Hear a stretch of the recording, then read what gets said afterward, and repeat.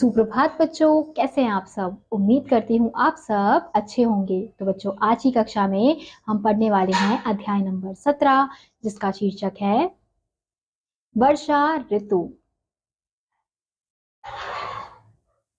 तो बच्चों, इस अध्याय में हमें कविता दी गई है जो किसके ऊपर है? वर्षा ऋतु के ऊपर है। रिमझिम सी बूंदे जग के आंगन में आई, अपने लघु उज्जवल तन में कितनी सुंदरता लाई।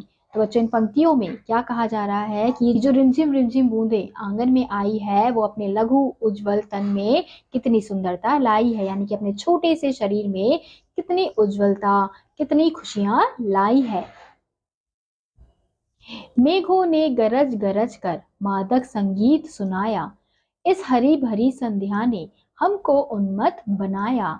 तो इन पंक्तियों में क्या कहा जा रहा है बच्चों कि मेघों ने गरज गरज कर, यानी कि जब बारिश होती है, बारिश का मौसम होता है, तो आपने देखा होगा जो बादल है वो बहुत ज्यादा गरजते हैं।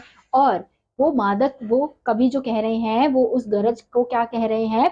मादक संगीत कह रहे हैं। तो जो मेघ है वो गरज गरज कर हमें क्या करते हैं? बहुत सुंदर सा संगीत सुनाते हैं।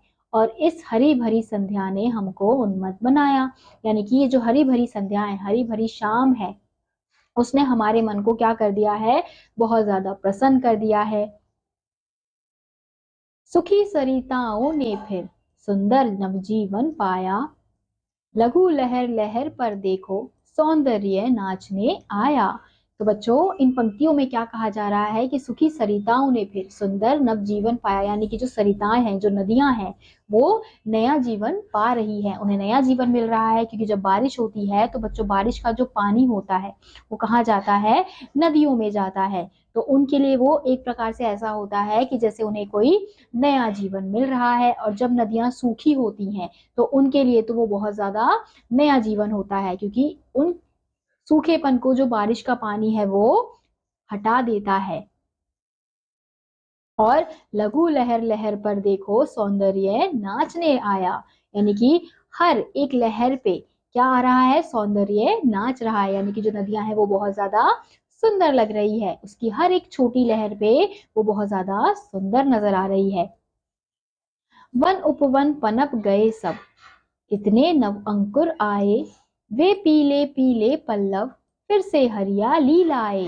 तो इन पंक्तियों में बच्चों क्या कहा जा रहा है कि वन उपवन पनप गए सब, यानी कि जो वन होते हैं, जो उपवन होते हैं, जो जंगल होते हैं, वो ज्यादा वो क्या होने लगते हैं? पनपने लगते हैं। क्योंकि बारिश के पानी से उनमें नए नए पेड़ पौधे उगने लगते हैं। तो इसलिए कहा जा रहा है कितने नव अंकुर आए, यानी कि वो जो पेड़ पौधे हैं वो अंकुरित होने लगते हैं, खिलने लगते हैं, और वे पीले पीले पल्लव फिर से हरियाली लाए।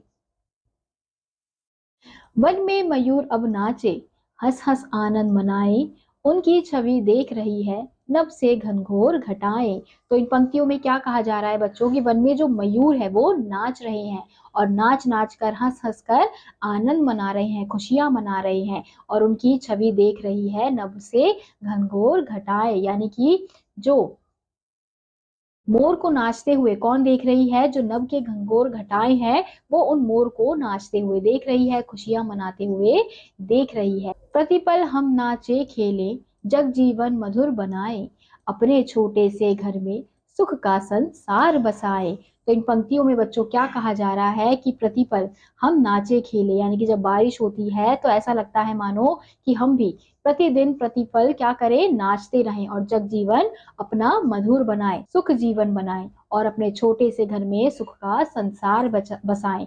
और हम क्या करें? हमारा जो छोटा सा घर है, तो हम घर से जब बारिश का मौसम देखते हैं और हर तरफ फूल खिलते हुए देखते हैं, मोर को नाचते हुए देखते हैं, तो हमारा जो संसार है वो बहुत ज्यादा सुखी हो जाता है। क्योंकि ये जो दृश्य होता है बच्चों, वो बहुत ज्यादा खूबसूरत लगता है।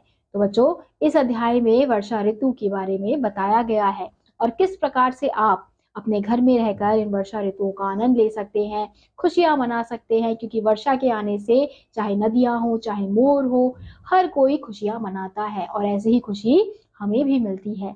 तो इसी के साथ आज का यह अध्याय यही समाप्त होता है। उम्मीद करती हूँ आपको यह अध्याय समझ आया होगा। मैं आपसे मिलूंगी अगली कक्षा में। तब तक के लिए आप सभी बच्चे खुश रहिए और पढ़ते रहिए। बाय।